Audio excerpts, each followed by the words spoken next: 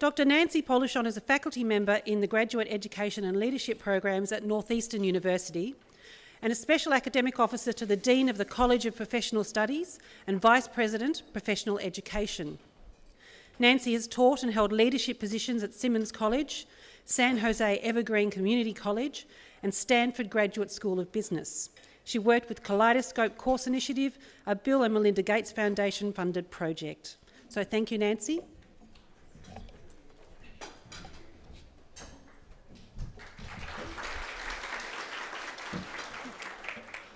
Good afternoon.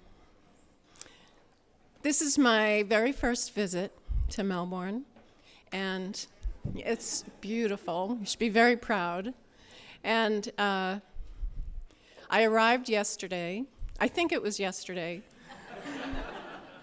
I've been in a lot of time zones over the last 2 months, so I feel a little disoriented, but really, really happy to be here.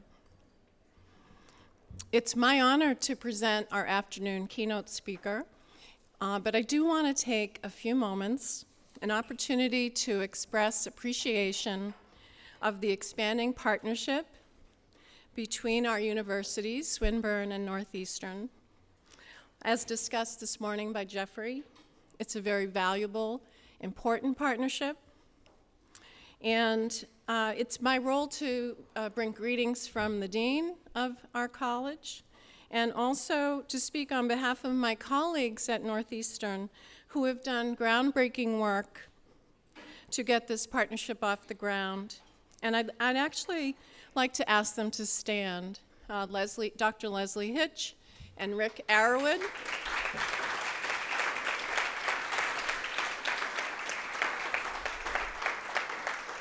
And also our liaison here, faculty liaison, Shandana Hevege.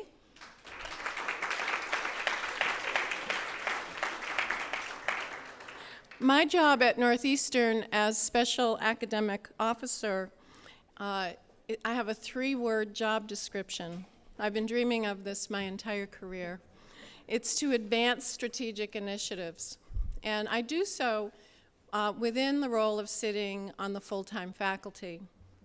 So I've worked internally at the college to build systems for faculty governance, for faculty development and scholarship, and also faculty engagement with the mission of the college, which is to be global.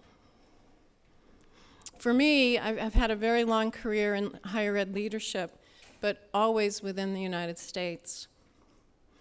I'm reminded of a refrigerator magnet I had in my kitchen while bringing up 7 children.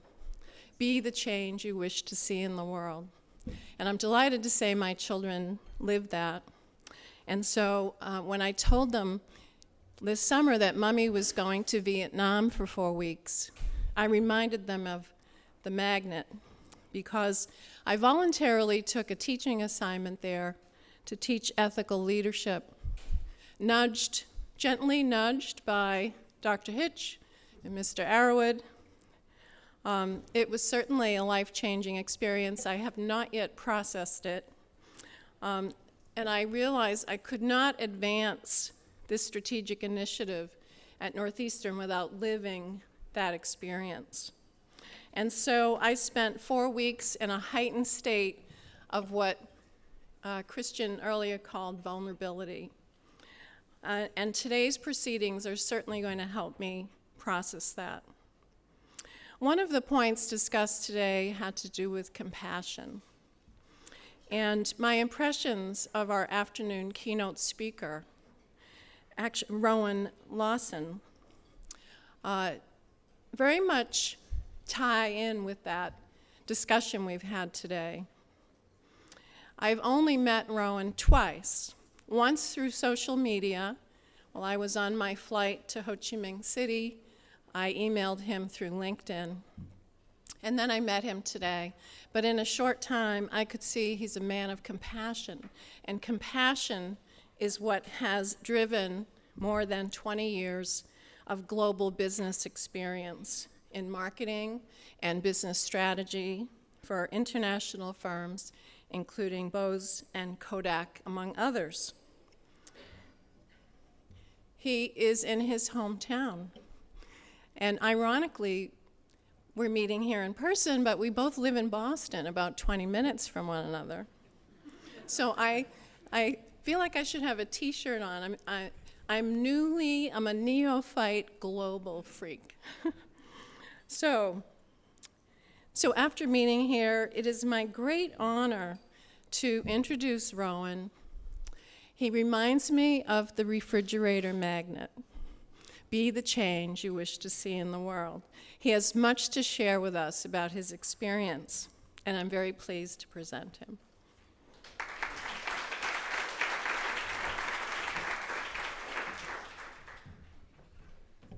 Thank you, Nancy, very much. And thank you to Northeastern and to Swinburne for the opportunity to come here and tell you my story. I have the Australian accent, but I do live in Boston. This is my hometown. I haven't been here for 8 years, so this is actually really nice to be back kind of home, although it's all changed. But it is really nice to be here, so thank you. I'm actually going to take you on kind of my real-world story. We've talked a little bit at kind of 100,000 feet, and actually the last panel went to, kind of actually 0 feet if you look at sea level, because there were turtles involved. But I'm also going to take you to kind of, between 5 and 100 feet to the hallways of Kodak while the company actually imploded, essentially, right? And I can assure you it was kind of a harrowing experience, but actually it was a really interesting experience for me. And, I stuck at it for quite a while, as you'll see as I go through this story. I will also mention that being a Bostonian now, for those that come from Boston, I'm proud to say I am actually a Red Sox fan, and that is baseball for those of you who don't know. And baseball, for those of you who don't know, is kind of like American cricket, okay? So, so Red Sox fan, go Red Sox, all right? They didn't do very well this year, by the way. So I'm going to focus this presentation. You can see my career path here, right? And I've done all sorts of stuff all around the world. I've traveled through Asia and so on. Nancy and I were chatting about Vietnam, and I've been there. It's a great place, and actually a very interesting place. I'm going to actually focus in on the time from about 2006, about mid-2006, through to the declaration of bankruptcy with Eastman Kodak Company. And the reason I'm going to do that is that most people know the Kodak that kind of delayed its transition to digital, and really due to the inertia of its film business, and therefore kind of missed the digital opportunity, right? There's been lots of conversation about that. People kind of put that in a bow and say there it is, and that's because they were slow and all that stuff. Therefore maybe they didn't know it was coming. Well, they did know it was coming, but actually there was a lot of inertia in that company, and in fact what most people don't know is that when the leaders that had that inertia with film actually left the company, usually through retirement or just leaving the company, the new ones that were brought in actually had similar shortcomings, because the new ones that were brought in, most of them came from Hewlett-Packard, and they were inkjet printing people, right?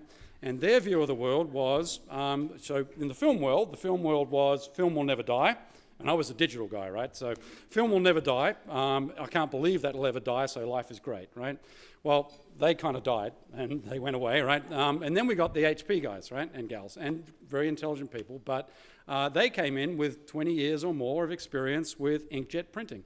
And in their world, even though we could predict that inkjet printing was actually a declining market, in their world they said this is going to be great, it's highly profitable. If we take a tiny share of that, we're going to be living like kings, right? That was kind of the story of the day. So, but that's the same as the film problem, which is, film will never die, inkjet printing will never die. Well, guess what?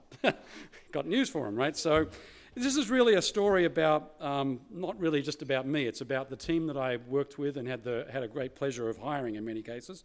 And obviously it's going to be from my perspective, as you're already hearing. But I also would like you to think about what you've heard so far from the previous speakers and just connect some of the dots. I mean, there's been kind of light bulb moments for me going off all morning as I hear some of the various conversations about leadership and so on, and so hopefully you'll see some parallels there. I will also say that actually this is the first time in probably 20 years of being or more than 20 years of being a corporate America guy, diaspora is not a corporate word. That's not something that we tend to use, but hey, you know, I'll take that, right? So maybe we should.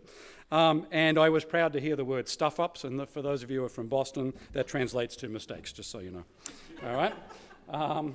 So let's get going. So in 2006, I was actually living in Atlanta, Georgia, and with my family, and you know, my family's been wonderful for me. They've followed me around the globe, and I was actually asked to join what we called Retail Systems Solutions, which was commonly known as the kiosk business, right?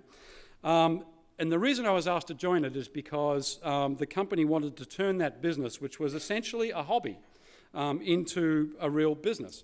And when I say it was a hobby, it was losing to the tune of about $50 million a year. It had an advertising budget of about $45 million a year, or $43 million a year, I should say. And so, you know, this was a hobby that was kind of losing a ton of money, and they were trying to figure out, is this a real thing or not, right? So the products that I inherited were all standalone kiosks, which essentially would make prints from prints, by and large. And you could also plug a memory card in these things and spit out a photo print, right? There wasn't a lot of innovation in it. I mean, the focus on these things was all about print quality, right? So it was still living in the world of prints are forever, right? Kind of there's your first bad sign, right? But nonetheless, you know, there seemed to be opportunity, and it seemed like a fun idea at the time and a fun project. So I took it on. It was also becoming pretty apparent that the advertising dollar spends from this business were becoming increasingly promotionally focused. Translated, lots of buy one, get one frees, lots of discounts and all that kind of stuff. That's usually a really bad sign, because that means you're in a category that's commoditizing, right? So not good, right? But as I said, fun project, and actually what was behind me actually working at Kodak fundamentally is I really wanted to help people share their stories with their families and friends, help them connect with their families and friends. That was why I was there. That was what was driving me to stick it out. So what we did, we got together, and the first thing we did was, okay, we need to whack this advertising dollar budget because we're losing $50 million a year. You can't spend 43 and lose 50. That's a bad scene, right? So we cut it to 25, and we obviously decided we needed to build a customer-centric organization structure that would actually, focus on what we could do to actually grow this business and make it a real profitable business. And also, we decided we would shift some of the spend, including the advertising dollars, to R&D, because we needed to fuel growth. There was not enough innovation in this thing. So we needed to fuel that growth. So, with only 3 on the marketing team, we need to hire and find a path to grow. So we planned all these changes, as you can see here, and then, by the way, those changes, I'm being flippant about it, they took months. I mean, this was your typical corporate structure thing, right? Our strategic plan was, and I built the thing, so it was 128 pages. It was in PowerPoint, I think in PowerPoint, right? So it was 128 pages of PowerPoint. And it had every kind of corporate assessment you can think of or dream of, and then some. So we assessed, obviously, our own capabilities, we assessed the market, we assessed all sorts of stuff, right? And so fundamentally, we got what we expected. We started to build scalable systems, and we did build an opportunity to grow, but we still needed to build a team. But there was kind of trouble brewing outside of the boardroom. There was already trouble brewing from the fact that film was dying, but there was starting to be trouble brewing outside of the boardroom, even on the digital side, right? So at the corporate level, Kodak actually used to run what we call war games, which are military methodologies and doctrine applied to business problems, right? And actually, I'm quite a big fan of them. I was involved in all 3 of the large war games that Kodak ran. So, we did 3 of them. We did digital cameras, we did inkjet printers, and we did photo printing. I actually ran the Canon team. So a war game involves essentially setting up channel partners, and you run a team that studies a channel partner and actually behaves like the channel partner. And in my case, I was the Canon guy. I headed up the Canon team, and that was in the case of the digital cameras, that was the camera company. But in the case of inkjet printers, Canon also made and still makes inkjet printers. So I headed up the Canon team for both of those. And in the inkjet printer war game, for example, the Kodak team actually, put in place the low ink price strategy, which is what actually Kodak did in the end. And the idea was that would cause HP to reduce their profit pool. HP's profit, about 150% of it, literally, was coming from their ink. So this was our way to kind of get into this business and actually, become a real player there. However, the actual war game did show that what would happen is that HP would reduce, and other players too, would reduce their hardware prices to the point where you could buy hardware cheaper than the cost of ink. And that is true today still, actually. Ultimately, what really this was projecting is that the profit pool of the industry is going to tank, right? And that was a clear signal from the war game on inkjet printing, right? But with a team of ex-HP execs that totally believe that the inkjet printing game is never going to die, right? It's going to be profitable and we're all going to live like kings. In the end, history shows that outcome of this war game was clearly not taken into consideration, and it accelerated the death of the company, actually. That was kind of the inkjet piece, right? Ultimately, that blind spot, and I'll give you a little story just on the blind spot on the film side. I'll just back up a little bit. I even got asked, I was kind of this digital guy in marketing, and I got asked to do an assessment of something called digital film, right? So I was the director of worldwide marketing for the digital camera business, and I'd spent a lot of time, changing the design of these products, which were essentially like really ugly plastic bricks, into something that people actually wanted to buy. So, or translated, it was kind of a US company shipping US stuff and trying to feel like we were global, but we weren't. So we realized we had to design for Europe, sell in the rest of the world, which is what we did with much nicer designs. But I was asked to assess digital film. Now, one of the key issues with photography, or with digital photography, or one of the key benefits of digital photography is when you take a shot and you don't like it, you can delete it, right? It's pretty obvious, it's free, it's nice, we love it, right? And it actually means you can shoot more pictures to get exactly the right thing, right? Digital film was a one-time use, as in when you shoot a picture, it is permanently burned onto this memory card, you can't delete it. So I was asked to test digital film, right? And I kind of said, you got to be kidding me, right? I mean, are you serious, So, and I got told, you must test this. We are thinking of investing in a company that is going to do digital film, and we think it's the next best thing, right? This was already after the failure of APS film and all sorts of other things. So off we trotted to, focus groups and so on in Chicago and actually Boston, funnily enough, and we tested digital film. Well, surprise, surprise, people didn't like it. They actually thought we were crazy. I remember the researcher actually, I was asking him all sorts of different angles. You're kind of trying to find a way to make this thing successful. Is it possible to make this thing successful? And after a while, the researcher looks at me and he says, look, it's horrible, it's hopeless, don't bother, So I went back, I trotted back to Rochester, New York, and I passed on the it's horrible, it's hopeless, don't bother message, right? And the outcome of that, and that went all the way up to the CEO of the company, and the outcome of that was they invested $25 million in this company that made digital film, and obviously wasted that $25 million. So there was more cash out the door, right? So, not good, right?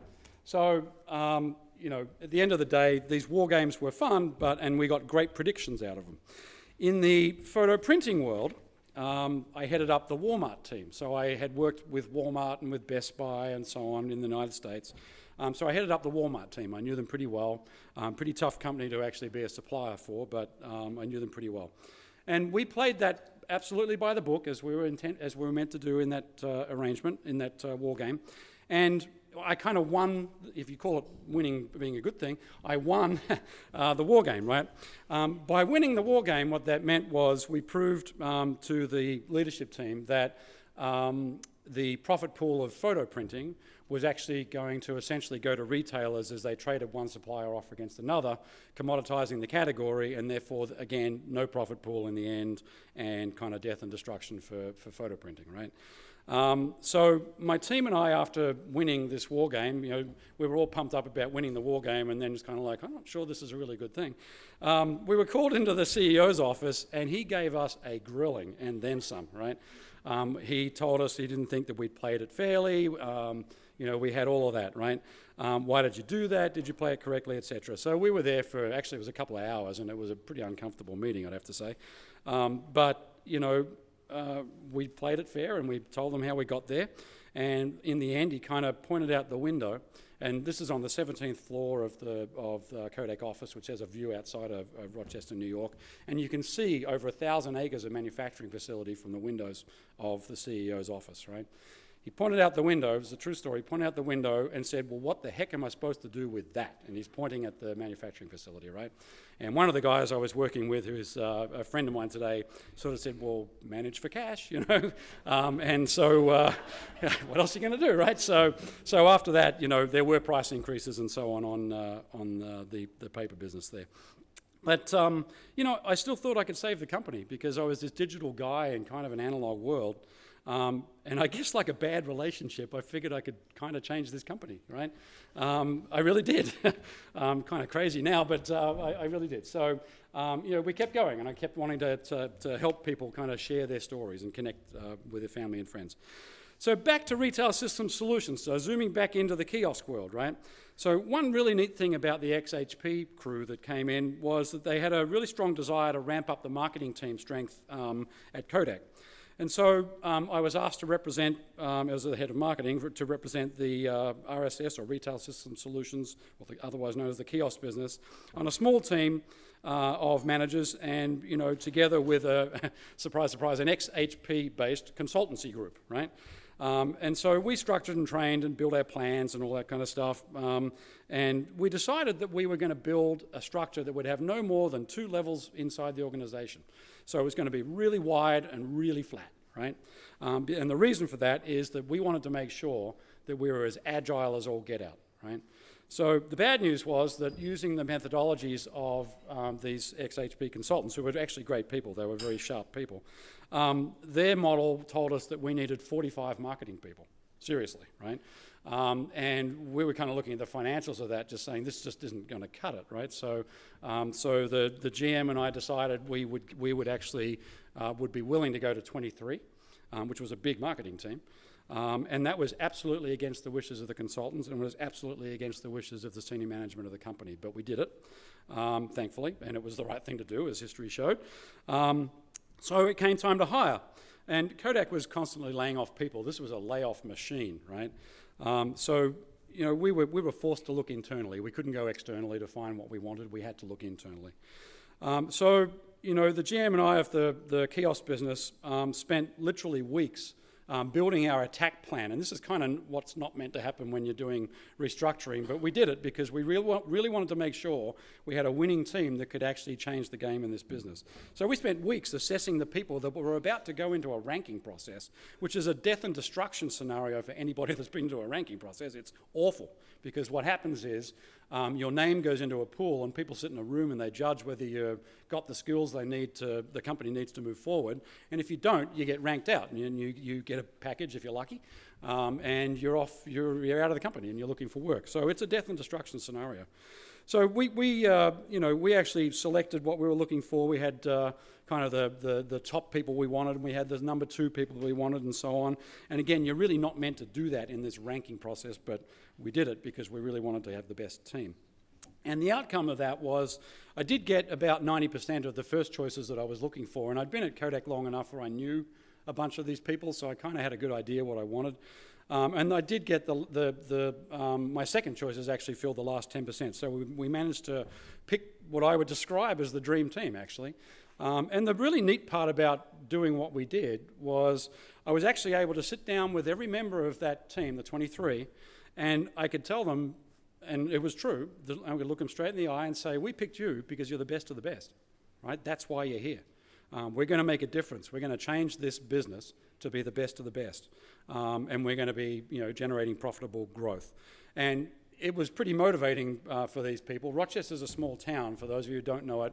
It's nowhere near New York City. It's about 350 odd miles kind of northwest of New York City. It's closer to Niagara Falls, actually. And it's a small town. And if you're out of work in Rochester, New York, this is going to be a tough living, right? So they were pretty happy to be there, and it certainly set up this dream team of marketing. I will point out, you know, the environment that we were in, as I said, Kodak is a layoff, or was at this point a layoff machine. We'd already laid off something like 13,000 people. I'd already laid off personally over 100 myself. And I can tell you it was never fun, and it was rarely deserved, but it was always necessary, unfortunately, right? So, you know, this was such a layoff machine that I could make one phone call, not even have to ask the GM of my business. I could make one phone call and a layoff process would be engaged. Nobody had to be trained at it because we all knew it so well. So we were an absolute layoff machine. So in this death and destruction environment, I had a brainwave, and I sat down with our GM one day and I said, you know, I don't want this dream team that we've just hired, I don't want them to be involved in this death and destruction, because we were at Kodak office, which is, you know, surrounded by death and destruction, right? So I don't want them to be involved in it, I don't want to hear it, I'm not interested. We're trying to grow, we're trying to build a real business, we've got to get our own culture, we've got to get out of here, right? And fortunately at Kodak there was plenty of empty space available, so we actually did move to what was called Building 205, still there today, and we moved lock, stock and barrel to that building, the entire business. We moved R&D, we moved all of marketing, we moved all the management, all of operations, and we even had our manufacturing team based there. And with that, we actually increased our agility, because what was happening was you would have hallway conversations about real needs that the business had, and they would be translated very quickly into real products, and that meant that we could go to market really, really fast. So, and just to give you an example, we got to the point where we would turn over new software features, which would include new products, in under 6 months from inception to actually hitting the market, which was best in class at that point. So we were doing that in this death and destruction scenario all around us, right? So in order to keep people kind of engaged, we actually established frequent kind of full team reviews, and the team was over 400 people at this point, and we did them, you know, in person obviously, and also we did lots of webcasts and all that, in order so that they knew what we were looking for. And we kind of minimized a little bit how much we talked about what was going on at Kodak. We had to share it because Kodak was the paycheck, right? But we modestly focused on the Kodak stuff, and we really heavily focused on what we wanted with our culture in retail system solutions.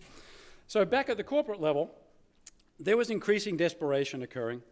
And you know, we went from we can save Kodak to kind of thinking, you know, maybe we can save Kodak if they don't bleed us dry, right? So the inertia at Kodak was still kind of not so much on the kiosk business, which by now was starting to turn a profit. And in fact, we were pretty much the only real profitable business at Kodak at this point. So, but the inertia was still on kind of what I would describe as sexy technology products, like digital cameras, right? And inkjet printers, because inkjet printers was still the strategy. And that meant the corporate marketing teams that I really started to need some help with, particularly on the social media side, they were resisting engaging our business and helping us market our solutions. And in fact, and I won't name names here, but there was one very senior executive team leader that even stated to me quietly, I don't believe in the kiosk business. And he continued to put his resources and spend onto digital cameras and inkjet printers, which were both absolutely burning cash at a hell of a rate, right? So, you know, at the same time, the Kodak gallery staff, which was the online world, and I knew them all well, the turnover was increasing dramatically there because as the need for cash increased, that group was actually starting to get new goals, pretty much every month actually, new goals, to actually turn a profit as rapidly as possible, and there was nobody in the online world back in these times that was making any money at anything. In fact, you know, if you look at Amazon.com today, they're still not making any money. So, you know, the gallery staff turnover was really starting to crank up, and you know, they were getting, you know, funding cuts and so on. And about that time, a bunch of us have been chewing on a strategy of, well, maybe we should build an ecosystem, you know, and actually I heard a kind of an ecosystem comment this morning, right? So maybe we should build an ecosystem. And so, you know, we started to actually work on, you know, how could we come up with an ecosystem, which was a bit of an interesting idea, but really difficult to prove.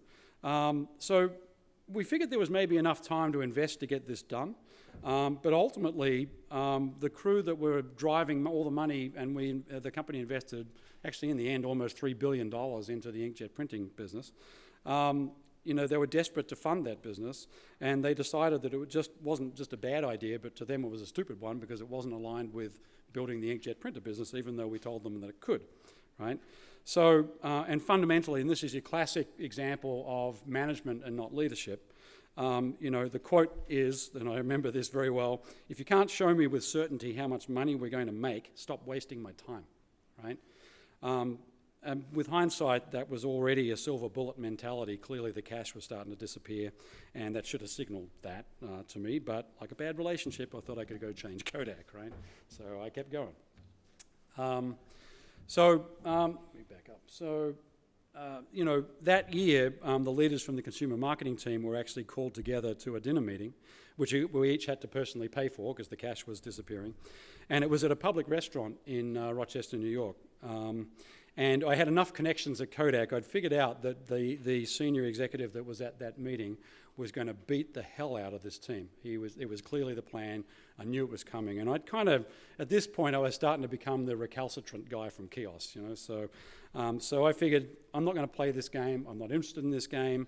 I'm going to show up late. I have to be there, but I'm going to show up late. I'm going to show up late enough where he's going to focus on everything else, and I'm going to tell him that I'm going to be late, so he knows. But he's going to be into his story, and this could have ended really badly for me, by the way. But he's going to be into his story, and I'm going to not have to listen to this stuff, right?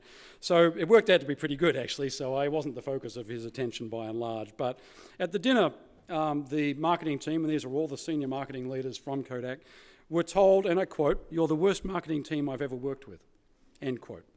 And it was interesting, there was one member of the team who was an ex-Israeli SAS guy who could probably kill him with two fingers, who became enraged. And I remember thinking, this is an ex-Israeli SAS guy getting enraged. This can't be good, It makes for a great story, and it is true. But who just stood up, red-faced. He was just livid. And he looked at this executive straight in the eye and he said, you should look in the mirror a bit more closely, and sat down, right? So, for those of you who've worked in a corporation, this is not something you tell a senior executive of your company, right? And so, in my head, it's like, okay, that guy's going to get ranked out in the very next round of cuts, right? But inside, there is no doubt that every person in that room was thinking what that guy said, right? And so, there's a guy with real passion. He didn't kill him, thank God, but there's a guy with real passion who said what needed to be said. In fact, the meeting was so bad that other restaurant guests, this executive was actually yelling, other restaurant guests were actually leaving the restaurant. It was that bad, right? And at the end of the night, I'm a bit of a joker if you can't tell already, right? By the end of the night, I remember saying to the waitress, I said, that was probably a bit of a rough night for you, right? And she said, actually, I was very frightened for you guys. Interesting, So the outcome of that beating, and we used to call them beatings because they happened with enough frequency that we called them beatings, was that actually each business, instead of actually working together, each business started battling each other, right? Because it just set us all against each other, which was a mess. I mean, this thing was just a disaster of monumental proportions unfolding in front of us, right? So, and frankly, from my perspective, it pretty much blew any chance that the company had of actually innovating its way out of this hole, right? Then at that point, our chief marketing officer resigned, although much wasn't said in the email that went out, which kind of tells you he was probably asked to leave. But yet another ex-HP guy was brought on to fill that place. And I still thought I could change Kodak, but not obviously through the execs, that wasn't going to happen, but through building a kiosk business that helped people connect with their family and friends and actually could be a powerhouse because we actually were helping people and we were making money doing it. So this was this bizarre scenario of this death and destruction around us, and we were making money. And actually we were getting bonuses at this point too. I really did feel that, in fact, I built business models that showed that with investment we could grow even more. So it was kind of like a bad relationship. And then, Kodak had sued Apple at this point, and I was starting to wonder, wow, can we really win that? Who knows, right?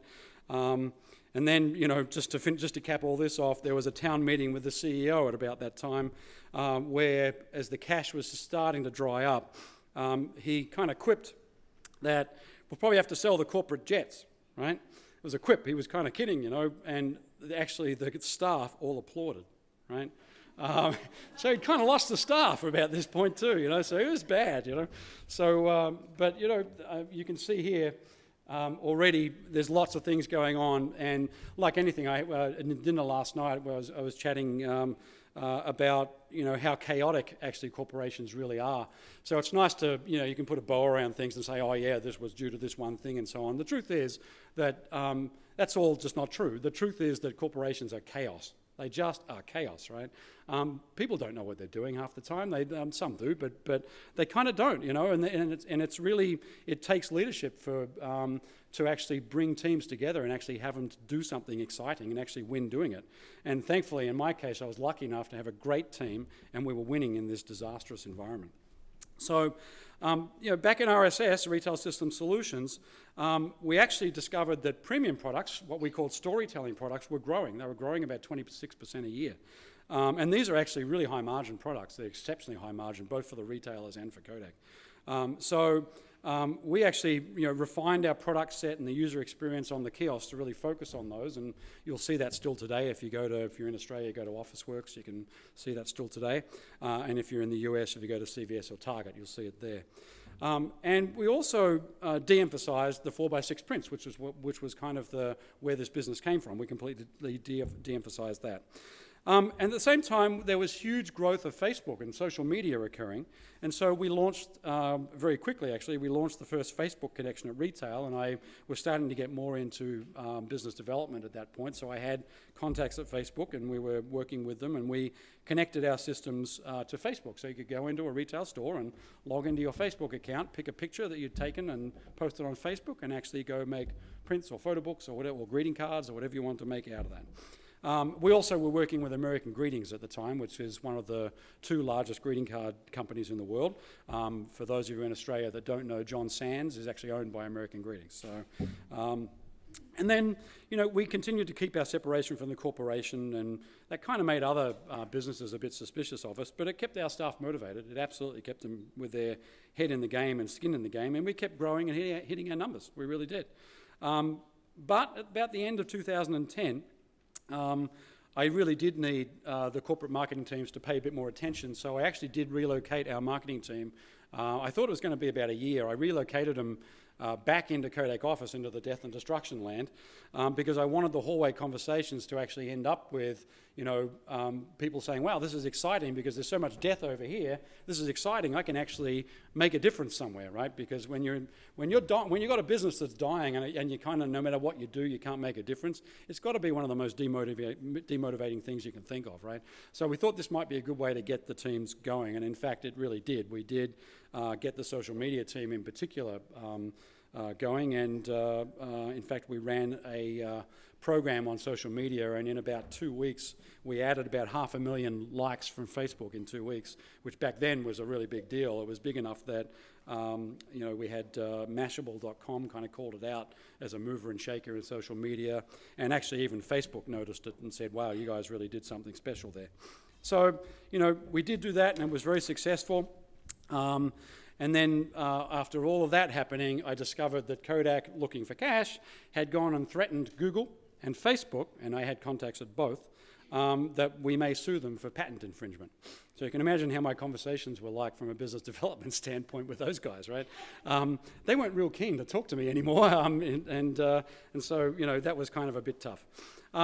We kept very open communication with our staff, and we connected them with corporate people often, but with very clear instructions to not get involved or listen to the death and destruction, because it's not a great place to work. And I shared pretty much everything with them very openly and honestly, because if I didn't, they were out of there, right? Now, some of them, by the way, did leave, as you would expect, because you reach a risk profile that wasn't meeting their needs, right? You'd expect people would start to leave, and usually what happens is your best people leave first, actually, because they're the most employable, right? And in a couple of cases that did happen. I did have to shrink the team because at one point we did get asked for more cash than we could grow into, so I had to shrink the team down from 23 to 15, and that caused a great deal of anxiety on the team, clearly. And in fact, at that point, I offered myself up for, give me a package and, send me out of here, and maybe you can save someone else, because, I figured maybe I've got a way to get back to Australia, or maybe I've got a way to move somewhere else, but I felt like I was probably employable, so, send me out. Now, the benefit of being, listed as one of the top guys of a company is that they, in theory, look after you. The curse is when things are going bad, they hang on to you, right? So they really weren't willing to do that. So I was, in one sense, I was sort of stuck there, but I still felt I could make a difference, right? So I did my best to actually provide early warnings to those that I really thought were going to be affected. And again, this isn't something that you're really meant to do in a layoff scenario. But I would sit down with people and I would say, here's the thing, I don't know when this is going to happen, but I think you're at risk. And I think you need to start looking at your options outside of the company because you need a plan B, right? And I did that wherever I felt I could help someone get there. And if they wanted to exit the company, it was better off that I helped them exit the company than just let the hammer fall and let them and their families, frankly, get destroyed, because that's what was going to happen, right? So I still actually get comments today from those that did kind of suffer that they clearly appreciated it, and it was actually, I don't know, it made me feel good inside for what I could do for them, right? So, but we were still making money, so it was kind of this weird scenario of making money. Then we hit 2012, and the situation kind of just went from bad to worse, So the corporate demand for cash just continued, and we were on furloughs, which is unpaid vacation, and all that stuff was going on. We lost the Apple lawsuit, and that was a bad scene. I remember the CEO getting up and presenting the news that we'd lost the Apple lawsuit, although we all knew it. By that point, it was out in the news before he actually got to the staff. And, he kind of just couldn't articulate why, and seemed a bit shell-shocked, honestly. So that wasn't good. The digital camera and the gallery businesses were now closed, and in fact, I was involved in trying to help fire sale the gallery business off to whoever would buy it. And they got really cents on the dollar of the investment, and essentially all the customers got transferred to another online business. And the digital cameras were being fire saled off. You could get them pretty cheap at that point. So at that point, the ex-HP Chief Marketing Officer said, "I'm done," and left. And worst, if you hadn't worked it out, HP was kind of our arch enemy. He left and he went back to HP, So that was bad. And so at that point, Kodak announced Chapter 11 bankruptcy, which for those of you in Australia, that doesn't mean you stop trading. It means you actually get the chance to fight again. You go to court. All of your contracts are rendered null and void. So if you're a supplier, it's a bad deal, right? And you get to restructure. So this happened, by the way, the Chapter 11 thing happened. Our retail customers were asking us, what's going on? We're hearing rumours of bankruptcy, and we were told by the executive team, you can confidently tell them, we will not declare bankruptcy. That is not in our plans, not going to happen. And so we told them that. And about 2 weeks after that, the company declared bankruptcy. So our credibility with our customers was absolutely shot, right?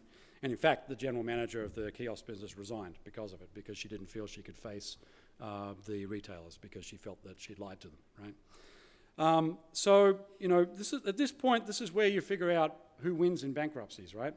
It ain't the suppliers, and it sure ain't the staff, I can tell you that. It is the lawyers and the consultants. So Kodak management town meetings got bad because lawyers and consultants were coming in. And just so you understand what kind of money we're talking about here, they get paid in US dollars somewhere between $700 and $1,700 an hour, right? And that is the going rate for bankruptcy consultancies that kick in with when you're in a Chapter 11 scenario. They're appointed by the court, but basically the company has to make a pitch for who they're going to go with. So, it just got really bad from there. Basically several, business unit general managers resigned, the COO resigned, it all got kind of ugly, right? So, if it wasn't already ugly enough, right? So you can see, there were new Kodak plans were developed, but at the end of the day, the outcomes were all ugly. So, all red. Back in Retail Systems Solutions, we were actually holding ground, even though the retailers were, we didn't intentionally lie to them, but they felt lied to. They were making money off our products, and so if anything talks to a customer, money does, and they were making money. So at this point in time, to try and do what I could, I was more and more involved in the business development side. I started looking for potential buyers for the Retail System Solutions group, and I did identify actually several who clearly had the cash to make it happen. And at the time, I was expecting we could sell the kiosk business for something like $200 to $300 million, something like that, and I definitely had 3 candidates that would fit the bill that had that kind of cash and probably were willing to spend it. The bad news is you have to put those in front of the court, and then the court has to decide if they're willing to talk to those candidates. So while that's going on, I've put these 3 candidates up. The consultants and the management reviews began at $700 to $1,700 an hour, and each week there's a new review. It's kind of like do it again, do it again, do it again. Happened every week, just going round and round and round on our strategic plans and our strategies and our financials and all that. You know, the contacts I had at Google and Facebook said to me, Rowan, we love you, but you know, unfortunately, your company are patent trolls. We're not interested in dealing with you anymore. American Greetings says to me, we love you, but there's too much risk for us to join you. They were a pretty conservative company, family-owned company. And so they said, you know, we're just not going to partner with someone like that. Then, you know, we realized that this is really kind of, you know, getting a bit beyond us, but, you know, we still needed to show growth to our team, and we still needed to show that we had a business that was saleable.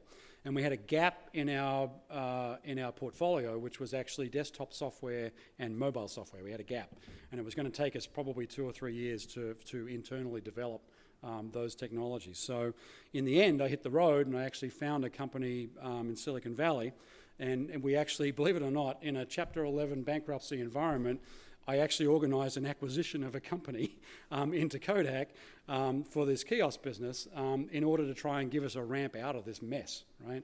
And we did pull it off. The court approved it, and we actually acquired this company and got that technology.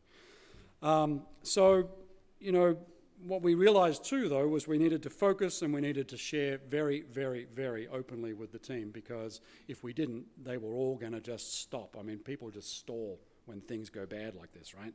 And again, this is in a world where now we're in a huge recession. There are no jobs to go to, so if you get laid off, it's bad. It's really bad in a tiny little town of Rochester, New York. So, you know, we actually had group meetings with the full team every 2 weeks, and that's at this point it's about 250 to 300 people. And, you know, we had open door discussions, and my office door was just a constant stream of people coming in and out, you know, letting me know what their concerns were. And I didn't sugarcoat anything with these people. I kept saying to them, if you feel there's too much risk for you, you got to make a decision, right? I can't make that for you, but you got to make that decision.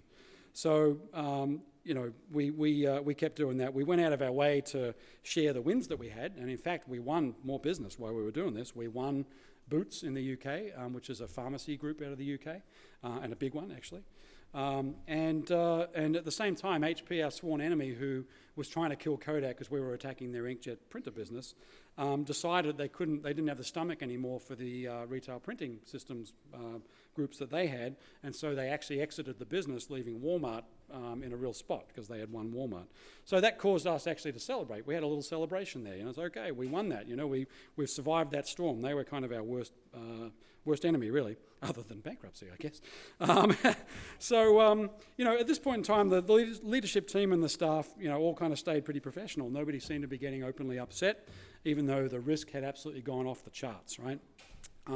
We knew we had to do, you know, what we had to do with less, and so we just crunched down and focused on the key things that were going to make a difference, and we gave the staff a whole lot of leeway for making mistakes and for whatever they needed, because we needed them to be agile still. We were still a profitable trading company inside this mess, right? So any positive reinforcement, though, that had to be given to their staff had to be paid for by us. Me, personally, in my case, for my staff, right? So I did that gladly, and all of the leadership team did, because they were really good people, you know, and we had to make sure that they felt that they were being listened to and heard and had the opportunity to grow. I mean, we needed to innovate out of this hole if we could. But of course, the very best were leaving, and we gave them our blessings, and we asked the team to dig deeper every time someone left, and they did, you know. So, you know, at about this point, my wife's starting to get pretty upset with what's going on at Kodak, and, you know, it's taken a while for her to get upset because I'm kind of like, yeah, it's fine, you know. And finally she said, she's seeing all this news. I mean, it's obviously all out in the news, right? And she says, Are you sure it's fine? They went, not really, It's kind of gotten bad, And, we sat down and chatted, and obviously we had gone way past the risk threshold that I needed to be at for my family, because I have 2 kids as well and a wife, and we had to keep the finances rolling in to keep that all happening. So, I started looking around myself, and thankfully, it was a real blessing, actually. The team that I had working for me were very open about the fact, when those that were looking around, they were very open about the fact they were looking. And I said to them, I'll help you, happy to help you. And, it actually worked out pretty well. I did get offered an opportunity to join this startup at Bose Corporation and to help them get this startup off the ground. And interestingly, I joined the startup not because it's just Bose, which is a great company, and we all know Bose is the audio company, and what I'm working on there is actually not audio products. It's actually a seating suspension system that actually changes the lives of drivers, and it's that reason that I joined Bose, because I actually figured, well, I do get a buzz out of helping people change their lives, and here I can actually help people in the transport industry change their lives, because most people don't know that about half of truck drivers, and this is a global statement, about half of truck drivers, when they retire, essentially retire cripples, because the trucks beat the hell out of them when they're driving down the road, right? So it was a real honour to actually be able to kind of move from helping people to connect and share their lives and their memories to actually helping truck drivers hopefully retire better. And in fact, it's a strong enough product that I don't know if it happened last night or it's going to happen tonight, but there's a presentation at the United Nations where they're going to talk about road safety, and it's going to be given by the CEO of AIG. And he is going to mention the Bose Ride system, which is the product that I'm involved with, as part of that presentation. So it's kind of nice to really see that happening, right? So, I'll have to ask you a question. Does anybody know what happens to your LinkedIn profile when you leave a company? Anyone know? Well, no, you don't want to delete it. I didn't want to delete it, right?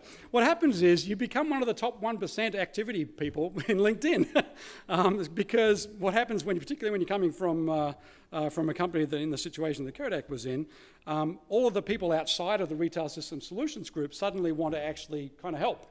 I couldn't help all of them. I was in Retail Systems Solutions. Suddenly I'm outside. I got flooded with requests for, be friends on LinkedIn, and can you help me, change companies and all that. And obviously I did what I could for people that I could help. So I did help a few people kind of get out of Kodak where their risk threshold had been far exceeded. So I became one of the top 1% most active LinkedIn users. Go figure. Right after I left, you didn't hear me say that the kiosk business got sold to anybody, and it actually wasn't sold to anybody. It was used as a payment to the UK pension plan, because the UK pension plan requirements as part of UK law are that they actually are essentially 100% truly funded at a cash level, right? Which is not the case in the US. You can be somewhere between 60 and 80% funded, and you're fine, right? So they actually gave the business to the UK pension plan. And that was where you may hear a company called Kodak Alaris. That's where they come from. That's the UK pension plan. It's a brand license deal, a spin-off with the kiosk business in there. So, many of the Retail Systems Solutions team actually remain there to this day. I've got many friends still there. And in fact, interestingly, the general manager that resigned actually has gone back as a general manager. She wasn't there for about nearly a year and a half. Now she's back. And Kodak has actually now come out of Chapter 11 after all the restructuring, and what's left of the real Eastman Kodak company is focused on inkjet printing, not in the consumer world, but in the commercial printing world. So, so basically they're trying to, change the game in the commercial printing world. It's going to be a tough gig, I have to tell you, because I did have a look at that market a little bit while I was at Kodak, and it's a tough one. There's an overcapacity scenario there already, so that's going to be a hard road for many of my friends that are still at Kodak there today. So, but at the end of the day, motivated teams really delivered the goods. We developed a system in Retail Systems Solutions called APEX, which it actually stands for the Adaptive Picture Exchange. It's a nice high-tech word for a dry mini lab, a digital mini lab. And we help people connect and tell their stories by going into retail environments. And so we converted from that picture you see on the left there to that picture you see on the right, which is this more integrated solution. We actually, connected all of these devices. We actually had, and still have, I believe, the world's largest high bandwidth single branded connected network of any category. Because if you think about photo books, for example, there's not like putting music files, which are like 4 megabytes a file. A photo book could be 50 megabytes, 100 megabytes easily, and we're moving those over networks from like a mobile phone into a retail store. So you have to have a very high bandwidth technology. So those are all in place, and the company is still actually trading profitably to this day. So that's good news. And the team delivered these in, as I said before, CVS and Target in the US and others, and Officeworks here in Australia. You would see them. So I essentially, when I joined the Retail Systems Solutions Group, we started with this thing, which is kind of ugly and boring and did one thing. We connected with our target, and we actually connected Facebook and online and all that kind of stuff. And, by the end, we were getting noticed. I mean, that's Carrie Underwood, if you don't recognise her. And no, that's not a paid placement. She actually showed up in a store, and this was in Irvine, California. And I got this phone call from the store manager that said, Carrie Underwood's in my store, And I said, really? Okay. And he put her on the phone, and he just literally just put her on the phone, and she says, hello? I'm thinking, who's this? And I said, hello, who am I talking to? And she said, it's Carrie Underwood. And I'm thinking, what the heck do I say to this lady?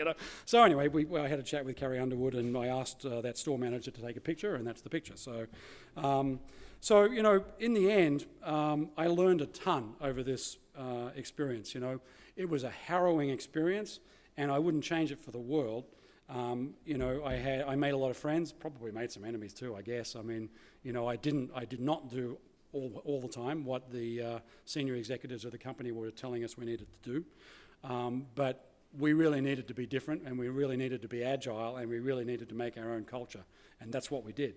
And as a result of that, we navigated all of this mess of Eastman Kodak Company, and at the end of that, there's a business that's still going today with about 250 odd people still in there.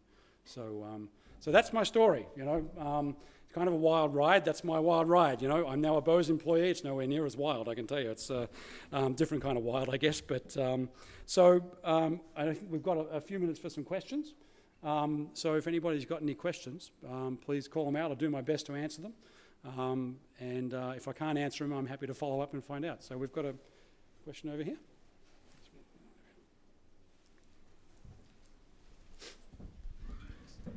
Thanks for that. That was very insightful. Just a quick question. What was the most unexpected thing from your journey that happened, like a success or an obstacle? Ooh, that's a good question. There was lots of unexpected things, I tell you. I fundamentally, actually, the most unexpected thing was when the board put in place a new series of managers that they had the same myopia as the previous set, but just in a different technology. That was unexpected. We thought that this could get us an opportunity to innovate in a whole new way, and what we got was exactly the same problem in the digital world. Right? Just here. Yep. Just one more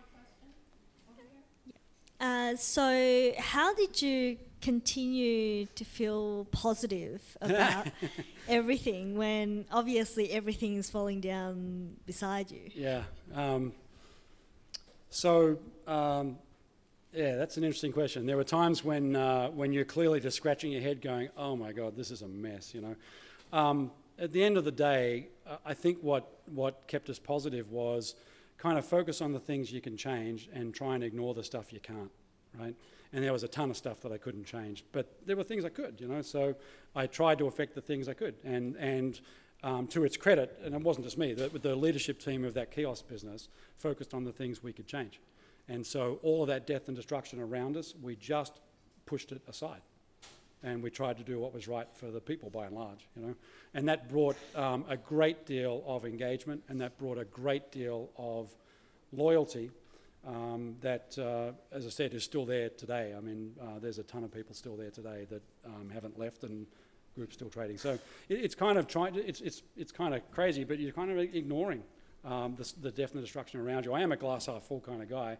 It's kind of pretty obvious, I guess. You could comfortably argue that I was crazy for staying that long. I wouldn't argue that. He probably was, right? But I really did feel that I could make a difference there, and the whole leadership team did. So it was kind of a good environment from that perspective. We've had a rare opportunity to hear Rowan's story with such honesty. There we go. So let's thank him for being here. Thank you.